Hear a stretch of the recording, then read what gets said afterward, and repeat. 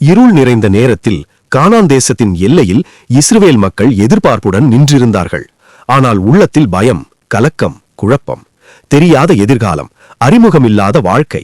அப்போது உபாகமம் 3:22 மோசே சொன்னார், நீங்கள் பயப்படாதீர்கள், உங்கள் தேவன் உங்களுக்காக போராடுவார்.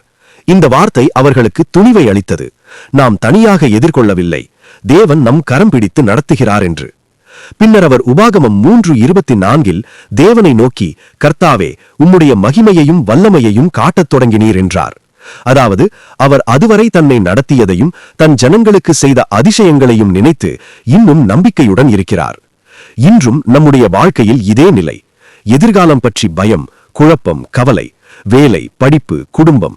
ஆனால் உபாகமம் 3:22 நமக்கு நினைவூட்டுகிறது, நாம் ஒருவராக இல்லை, தேவன் நம்மோடு இருக்கிறார், நமக்காக போராடுகிறார். நாம் ஏற்கனவே பெற்ற ஆசீர்வாதங்களை நினைக்க வேண்டும். பல தடவைகள் தேவன் நம்மை காப்பாற்றியிருக்கிறார். அதை மறந்தால்தான் பயம் அதிகரிக்கும்.